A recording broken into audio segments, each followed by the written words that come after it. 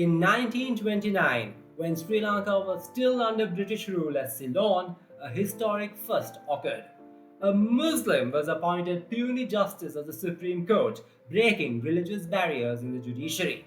He was also the first Muslim to be made King's Counsel. However, his influence reached far beyond the courtroom. 3 years earlier, in 1926, this very man, appointed by British Governor Sir Hugh Clifford to chair a committee, played a pivotal role in establishing the University of Ceylon. His recommendation was for the university to be a unitary, residential institution located outside Colombo, leading to the creation of the university in Peradeniya. Today, a hall at the university and a prominent bridge bear his name, and a major road in Colombo honors his memory. A commemorative stamp was even issued in his honor, but his legacy extends further. He chaired and founded the Prevention of Crime Association of Ceylon to address the narcotics crisis under British rule. He also championed Muslim girls' education through the Ceylon Muslim Educational Society and was instrumental in shaping Sri Lanka's Muslim personal laws concerning marriage, divorce, and inheritance, laws that remain in effect to this day. Despite all his remarkable contributions, his name has faded into obscurity. This visionary man was none other than Justice Maas Thajon Akbar, better known as M.T. Akbar. Why has history overlooked this trailblazer? Join me as we rediscover the legacy of a man whose vision shaped Sri Lanka's legal, educational, and social landscape.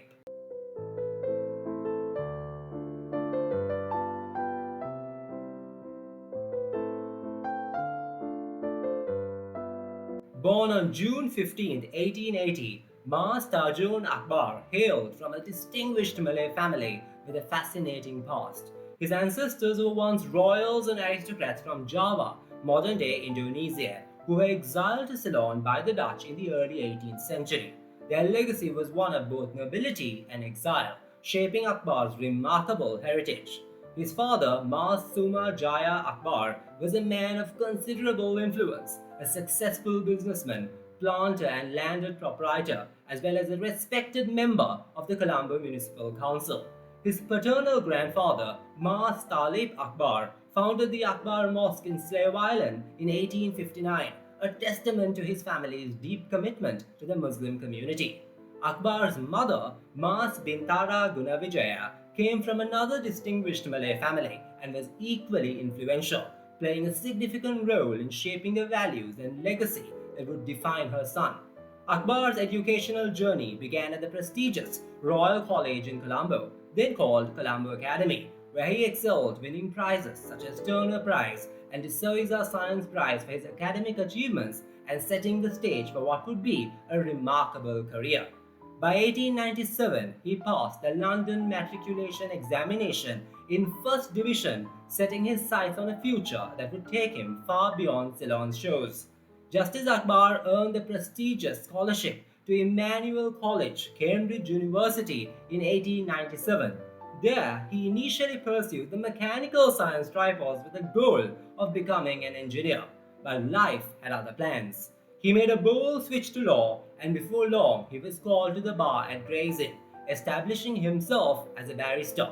In fact, at the height of his legal career, Akbar would often joke with a wry smile that if the law ever became too much, he would always walk away and pick up his engineering career where he left off, easily slipping back into success. It was a testament to his versatility and the breadth of his remarkable talents. In 1924, as Solicitor General, Akbar's legal brilliance shone brightly. He also served as a member of the Legislative Council from 1924 to 1929, but it was in 1926 when Governor Sir Hugh Clifford appointed him chairman of a committee to propose a site for the University of Ceylon that Akbar's influence took on a new dimension. His committee's recommendation led to the establishment of a university in Peradeniya, a legacy that endures in the form of the Akbar Bridge and Akbar Hall. Just a few years later, in 1929, he became the first Muslim to be appointed puisne justice of the Supreme Court. He was also the first Muslim from Ceylon to be made a King's Counsel. His judgments were renowned for their clarity, precision, and a refusal to indulge in legal jargon. He didn't waste words. He got straight to the heart of the matter. He also served as a member of the Executive Council of Ceylon from 1927 to 1929. But Akbar wasn't just about law, he was a man of action, advocating for the Muslim community and pushing for reforms in inheritance, marriage, and divorce laws. He also championed the cause of education as one of the founders of Ceylon Muslim Educational Society, establishing schools like the Hussein Mia Boys School and Fatima Girls School in Colombo, ensuring that Muslim children, especially girls, had access to quality education. One of the most profound contributions came when he saw the growing problem of narcotics in Ceylon. He then founded and chaired the Prevention of Crime Association of Ceylon, a groundbreaking initiative that aimed to curb the rise of drug abuse and push for legislative change. He also authored insightful articles on Islam and comparative religion, though many of his writings have unfortunately been lost over time. He also served as the assistant editor in Roman Dutch law, Berger's Colonial Laws, Volume 4. Yet, despite his towering achievements, Akbar remained a humble figure, even dabbling in physical discipline as an avid wrestler and skilled judo practitioner.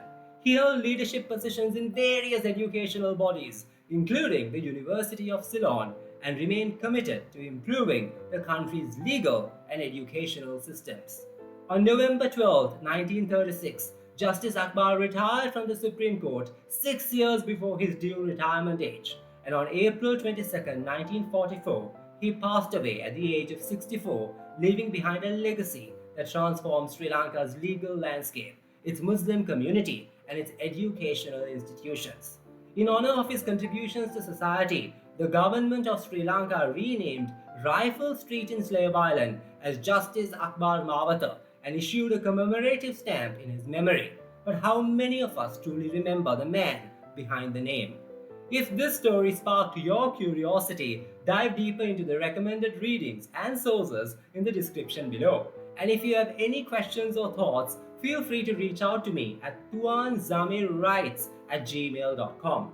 Until next time, this is me, Zamir Karim, signing off, uncovering history, one story at a time. Take care and God bless you all.